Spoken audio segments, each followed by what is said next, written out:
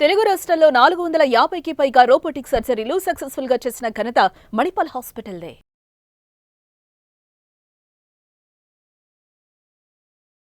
నమస్తే, welcome to Suman TV.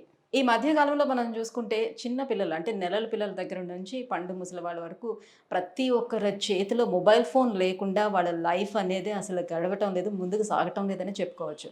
So parents ఏదో ఒక చిన్న రీజన్ తోటి పిల్లలు ఏడవకుండా ఉండాలి, లేకపోతే మారం చేయకుండా భోజనం చేయాలి, ఇలాంటి చిన్న చిన్న విషయాలకి ఈ మొబైల్ ఫోన్ అనేది అలవాటు చేయడంతో కంప్లీట్గా దానికే అడిక్ట్ అయిపోతున్నారు పిల్లలు. అది లేకపోతే బతకలేం అనే స్టేజ్లోకి వెళ్ళిపోతున్నారు చాలామంది పిల్లలు.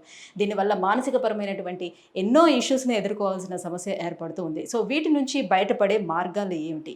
సో ఈ విషయాలపై డిస్కస్ చేసేందుకు మనతో పాటు ఉన్నారు ప్రముఖ సైకియాట్రిస్ట్ డాక్టర్ వివస్వాన్ గారు from Pragathi Nagar Indira clinic. Hello sir. Hello అండి. సో చిన్నపిల్లల విషయానికి వస్తే సార్, చాలా మంది పేరెంట్స్ ఇప్పుడు మా అబ్బాయి అస్సలు ఫోన్ వదిలిపెట్టడం లేదండి, సో ఆ ఫోన్ ఇవ్వకపోతే విపరీతమైన రచ్చ రచ్చ చేస్తున్నాడు, ఇలాంటి కంప్లైంట్స్తో కూడా వచ్చేవాళ్ళు ఉన్నారు కదా. సో ఏంటి దీనికి రీజన్స్? ఎందుకు అంత బాగా అడిక్ట్ అయిపోతున్నారు? ఈ అడిక్షన్ నుంచి పిల్లల్ని బయటికి తీసుకొచ్చే ఛాన్స్ ఎంతవరకు ఉంటుంది? మంచి క్వశ్చన్ అడిగారండి. ముందుగా సుమన్ టీవీ ప్రేక్షకులందరికీ నా శుభాకాంక్షలు. ఈ పర్టికులర్ ప్రాబ్లం ఏంటంటే ఆల్మోస్ట్ ప్రతి పిల్లాడు ఇప్పుడున్న జనరేషన్లో స్క్రీన్ లేకుండా ఉండే ఛాన్స్ లేదండి. ముఖ్యంగా కోవిడ్ తర్వాత ఏమైందనంటే ఆన్లైన్ ఎడ్యుకేషన్ ఇవన్నీ చెప్పడం వల్ల అండ్ కొన్ని ప్రీమియం స్కూల్స్ అన్నీ వాళ్ళ ఎడ్యుకేషన్ అంతా స్క్రీన్స్ ద్వారానే షేర్ చేస్తున్నారు.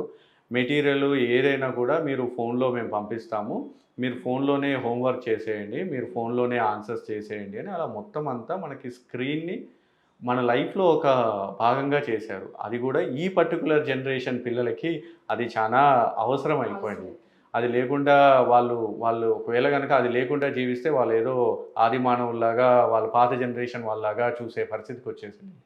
అండ్ కొత్తగా వస్తున్న అప్డేట్స్ అన్నీ కూడా వాళ్ళు అప్డేట్ అయ్యి ఉండాలి, లేకపోతే వాళ్ళ పిల్లల్లో కానీ వాళ్ళ యొక్క తోటి స్టూడెంట్స్ మధ్య వాళ్ళు కొంచెం చిన్నతనంగా చులకన భావంగా చూసే స్టేజ్ ఉండింది. సో కంపల్సరీ ఇప్పుడున్న జనరేషన్కి స్క్రీన్స్ అనేటివి చాలా అవసరం.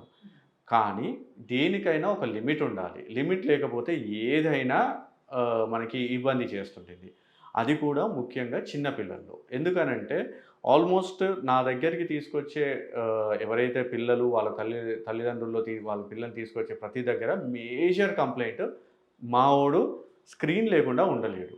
తినడానికి స్క్రీనే కావాలి, చదవడానికి స్క్రీనే కావాలి, ఆడడానికి స్క్రీనే కావాలి, డే మొత్తం గడవాలి అంటే స్క్రీనే కావాలి. సో దీనివల్ల ఫిజికల్ యాక్టివిటీ అనేది కంప్లీట్గా తగ్గిపోయింది, జీరో అయిపోయిందండి అసలు ఫిజికల్ యాక్టివిటీ. ఈ మధ్య ఒక సోషల్ మీడియాలో ఒక ట్రోల్ కూడా నడుస్తుండింది కదా, సేయింగ్ దట్ గేమ్స్ బాగా ఆడుతున్నావు అని అంటే ఫోన్ స్విచ్ ఆఫ్ అయిపోయింది, నేను ఆడట్లేదు అని. అంటే అడిగిన అతనేమో బయట క్రికెట్ కాబట్టి అలా ఫిజికల్ గేమ్స్ గురించి అడిగితే అలా ఆ లెవెల్లో సో వాళ్ళకి బయట గేమ్స్ ఉంటాయి అనే అది కూడా వెళ్ళిపోయేంత స్టేజ్కి వచ్చింది. సో స్క్రీన్ ఎక్స్పోజర్ అనేది చాలా ఎక్కువ ప్రివలెంట్గా ఉండిందండి. సో మరి దీన్ని ఎలా కర్టైల్ చేయాలనేది మేజర్ కన్సర్న్ అందరి తల్లిదండ్రులకి. బేసిక్ ఏంటంటే ఫస్ట్ అండ్ ఫార్మోస్ట్ థింగ్ ఏదైనా కూడా పిల్లలు వాళ్ళ తల్లిదండ్రులు చూసే నేర్చుకుంటారు. So first and foremost thing cut చేయాల్సింది దాన్ని పిల్లలు ఎప్పుడైతే తల్లిదండ్రులు పిల్లల ముందు ఉంటారో ఫస్ట్ అండ్ ఫార్మోస్ట్గా వీళ్ళ యొక్క స్క్రీన్ యూజ్ అనేది చాలా మటుకు తగ్గాలి. ఎప్పుడైతే అవసరం ఉండిందో, ఎప్పుడైతే ఫోన్స్ వస్తాయో, ఒకవేళ మెసేజెస్ చూడాలి అని అంటే మెసేజ్ వరకే చూడండి. ఫోన్ ఓపెన్ అయిపోయింది కదా అని స్క్రోల్ చేసుకుంటూ వెళ్ళిపోతుంటే ఆటోమేటిక్గా పిల్లలు మనల్ని చూసే నేర్చుకుంటారు. ఓహో, ఖాళీ టైం దొరికినప్పుడల్లా మనం స్క్రోల్ చేసుకోవచ్చు, ఇది ఒక way of time pass. So పెద్దవాళ్ళకి కూడా ఈ సోషల్ మీడియా యాప్స్ బాగా వచ్చిన తర్వాత ఈ స్క్రీనింగ్ టైం వీళ్ళకి కూడా బాగా పెరిగిపోయింది. సో వీళ్ళని చూసి వాళ్ళు కూడా. సో ఇంకా పెద్దవాళ్ళు ఎలా పెరిగిపోయిందంటే చాలా అత్యంత అవసరమైతే తప్ప వాళ్ళు స్క్రీన్ నుంచి దూరమై వేరే పని చేయలేని పరిస్థితి దాకా వచ్చింది. అండ్ ఒకవేళ పిల్లలు కనుక ఏదైనా చిన్న గొడవ చేసినా, వాళ్ళు చిన్నగా దాన్ని ఏమంటారు ఇరిటేషన్ ఏడుస్తున్నా అది చేస్తున్నా ఈజీ వే ఆఫ్ వాళ్ళు తగ్గించడానికి ఏమంటున్నారు, దీన్ని ఒక వేగా చూస్తున్నారు. వెళ్ళడము, వాళ్ళ చేతిలో ఒక స్క్రీన్ పెట్టడం, వాళ్ళు స్క్రీన్ చూడడము, వీళ్ళు ప్రశాంతంగా ఉండడము, వాళ్ళు ప్రశాంతంగా ఉండడం, ప్రాబ్లమ్ సాల్వ్ అని అనుకుంటున్నారు. కానీ అది కాదు. యాక్చువల్గా దీనివల్ల ఫ్యూచర్లో చాలా ఇబ్బందులు వస్తాయనే విషయం ఇటు తల్లిదండ్రులకు తెలియట్లేదు, ఆబ్వియస్గా పిల్లలకి వాళ్ళకి అంత అవగాహన ఉండదు కాబట్టి వాళ్ళకి తెలియదు. బేసిక్గా మేజర్గా వచ్చే ఇబ్బంది ఏంటంటే సోషల్ ఇంటరాక్షన్. మనము పుట్టినప్పటి నుంచి పెద్ద పెరుగుతున్నప్పుడు మనకేంటంటే సమాజంలో చాలా వరకు మనకి ఎవ్రీడే మనము కొత్త సిచ్యువేషన్స్ని ఎక్స్పీరియన్స్ చేస్తాం. ఆ ఎక్స్పీరియన్స్ చేయడం వల్లనే మనం చాలా విషయాలు లెర్న్ చేస్తాం, నేర్చుకుంటాం.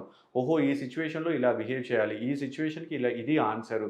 ఈ సిట్యుయేషన్‌లో ఇంత ఫర్మ్‌గా ఉండాలి. ఈ సిట్యుయేషన్‌లో కొంచెం లైట్‌గా ఉన్నా పర్లేదు. ఇలాంటివన్నీ మనం నేర్చుకునేది మనం ఎక్స్‌పోజర్ అవ్వడం వల్లే. బయట యొక్క సొసైటీలో ఉన్న సిట్యుయేషన్స్‌కి ఎక్స్‌పోజ్ అవ్వడం వల్లే. బట్ ఏం చేస్తున్నారు? 24 గంటలు ఏదైతే వాళ్ళు స్క్రీన్‌లో ఉన్న సిట్యుయేషన్సే నిజం అనుకోని, బయట వాళ్ళతో ఎలా మాట్లాడాలి? ఒకవేళ పెద్దవాళ్ళు ఎవరైనా ఇంటికొస్తే వాళ్ళని ఎలా రిసీవ్ చేసుకోవాలి? వాళ్ళకు వాటర్ ఆఫర్ చేయడమో, టీ ఆఫర్ చేయడమో, అలాంటి మినిమల్ బేసిక్ స్కిల్స్ కూడా నేర్చుకోకుండా వెళ్ళిపోతున్నారు. ఎందుకు? వాళ్ళకి బయటున్న ఎక్స్‌పోజర్ లేకపోవడం వల్ల. అండ్ ఆబ్వియస్‌గా ఇప్పుడు మీరు చూస్తుంటే ప్రతి చిన్న పిల్లలో almost every second child is wearing specs. అంత చిన్న వయసులోనే స్పెక్స్ వేర్ చేస్తుడానికి మేజర్ రీజన్ ఈ స్క్రీన్. స్క్రీన్‌లో ఉన్న ఆ లైట్స్ అన్నీ మన కళ్ళ మీద ఎఫెక్ట్ అయ్యి, వాళ్ళ యొక్క చిన్న ఐస్ మీద, అంత లేత టిష్యూస్ మీద అన్నిటి మీద ఎఫెక్ట్ అయిపోయి పాపం వాళ్ళు లైఫ్ లాంగ్ ఆ స్పెక్స్‌ని భరించే స్టేజ్‌కి వస్తుంటుంది. అండ్ ఇంకొక ఇంపార్టెంట్ విషయం కూడా చెప్తాను. ఎప్పుడన్నా మీరు తల్లిదండ్రులను అడిగి చూడండి, ఎందుకు మీరు మీ అబ్బాయిని స్క్రీన్ నుంచి దూరం చేయలేకపోతున్నారంటే, తీసిన వెంటనే అతను బాగా చిరాకు పడతాడు. ఒక్కొక్కసారి కొడతాడు కూడా అని అంటారు. సో కంప్లీట్‌గా బిహేవియరల్ చేంజెస్ ఆ! వచ్చేస్తాయి. మొత్తం వచ్చేస్తాయండి. ఎలా అయిపోతదంటే, స్క్రీన్ కనుక పాపం తల్లిదండ్రులు అయ్యో! మా అబ్బాయి ఎక్కువ ఎక్స్‌పోజ్ అవుతున్నాడు తీద్దాము అని ట్రై చేశాడనుకోండి. వితిన్ 2 మినిట్స్‌లో ఎయిదర్ వాళ్ళు అలగడం కానీ, చిరాకు పడడం కానీ, గొడవ చేయడం కానీ, ఒక్కొక్కసారి కొట్టడం కూడా జరుగుతుంది. ఈ మధ్య మీరు ఒక వీడియో చూసారనుకుంటాను. మీడియాలో సర్క్యులేట్ అవుతుంది. వాళ్ళ మదర్‌ని ఒక రాడ్ తీసుకొని తల మీద కొట్టేశాడు. కేవలం స్క్రీన్ దూరం చేశాడు అనే కారణం వల్ల.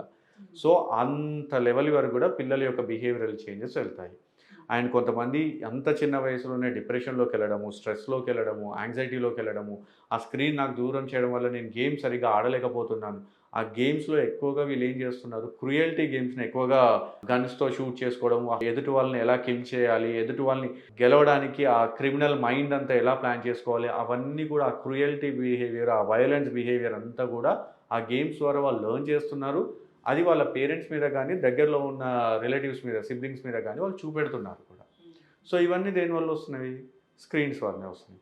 సో, కాబట్టి ఎట్టి పరిస్థితిలోనూ వీలైనంత వరకి స్క్రీన్స్‌ని పిల్లలకి దూరం చేయాలి. అవసరంగా ఉన్న అకాడమిక్‌గా ఇంత అవసరం ఉండింది అనంత వరకే రిస్ట్రిక్ట్ చేసి, లేదు ఒకవేళ వాళ్ళకి చూసుకోవాలనుకుంటే డైలీ ఒక షెడ్యూల్ పెట్టాలి. 1 అవర్ పెట్టాలి. లేదా 2 అవర్స్ డైలీ ఇది చేస్తే లేదు ఇంకొకటి చేయొచ్చు. యాజ్ ఏ టోకెన్ ఎకానమీ లాగా. అంటే మీరు ఇంత మంచిగా హోంవర్క్ ఇది మొత్తం ఫినిష్ చేస్తే నీకు ఒక హాఫ్ అన్ అవర్ ఇస్తాను. లేదు ఇవాళ నువ్వు డే టు డే యాక్టివిటీస్ అన్ని కరెక్ట్‌గా టైమ్‌లీ చేసేస్తే నీకు ఇంకొక హాఫ్ అన్ అవర్ ఇస్తాను. అట్లా షెడ్యూల్ అంటే ఒక రీఇన్ఫోర్స్‌మెంట్ లాగా ఇవ్వచ్చు. అంటే ఇలా చెప్పినా కూడా వినని స్టేజ్‌కి వచ్చేసినటువంటి పిల్లలకి ఏంటి అసలు అప్పుడు మా అప్డేట్? దగ్గరికి తీసుకురండి, మేము ఉన్నాం కదండీ. వాళ్ళకి కొన్ని థెరపీస్ ఉన్నాయండి. స్క్రీన్ నుంచి దూరం చేసే థెరపీస్ ఉన్నవి. ఆ థెరపీస్ మేము ఇచ్చేసి పిల్లల్ని వాళ్ళకొక అవగాహన వచ్చేటట్టు చేస్తాము. చేసి వాళ్ళకే వాళ్ళు రియలైజ్ అయ్యి యెస్, ఇది నాకు ఇబ్బంది పెడుతుంది. ఈ పర్టిక్యులర్ ఇష్యూ వల్ల నాకు ఇంత కన్సర్న్ అవుతుంది అనే విషయం వాళ్ళకి రియలైజ్ అయ్యి వాళ్ళకే వాళ్ళు కట్ డౌన్ చేసేటట్టు మేము చేయగలమండి. బేసిక్ ఏంటంటే చాలా మట్టుకు ఏమవుతుందంటే సైకియాట్రిస్ట్ దగ్గరికి తీసుకెళ్ళడాన్ని ఒక స్టిగ్మా లాగా, అయ్యో! నా బాబుని ఇంత చిన్న వయసులోనే సైకియాట్రిస్ట్ దగ్గరికి తీసుకెళ్ళాను అనే ఒక ఫీలింగ్ ఉంటుంది. కానీ ఆ స్క్రీన్ చూడడం వల్ల వాళ్ళకొచ్చే లాంగ్ టర్మ్ ఎఫెక్ట్స్‌తో పోలిస్తే ఈ కన్సల్టేషన్ హార్డ్‌లీ ఒక 3-6 సెషన్స్ ఉంటవి. తీసుకురావడం వల్ల అతని ఫ్యూచర్ ఎంత బాగవుతుందనేది రెండిటిని రిస్క్ బెనిఫిట్ అనాలిసిస్ చేస్తే ఆటోమేటిక్‌గా సైకియాట్రిస్ట్ దగ్గరికి తీసుకురావడమే మీ పిల్లలకి చాలా హెల్ప్ అవుతది. ఒకవేళ గనుక వాళ్ళు కంపల్సరీ స్క్రీన్ వదిలి ఉండలేకపోతే. అది. Yeah! So first of all parents first change చేసుకోవాలి. సో వాళ్ళ విధానం అనేది ఫస్ట్ పేరెంట్స్ చేంజ్ చేసుకోవాలి. ఆ తర్వాత పిల్లల్ని ఆ పద్ధతిలోని తీసుకెళ్ళడానికి ట్రై చేయాలి. చేయాలి. ఇంకా వినకపోతే మాత్రం అప్పుడు మిమ్మల్ని అప్రోచ్ అయితే చాలా బాగా హెల్ప్ చేయగలము. ఎట్ ది సేమ్ టైమ్ వాళ్ళ యొక్క అభివృద్ధికి మనం హెల్ప్ చేసిన వాళ్ళం అవుతాం. పిల్లల యొక్క అభివృద్ధికి హెల్ప్ చేసిన వాళ్ళం అవుతాం. Right. Thank you sir. Thank you so much.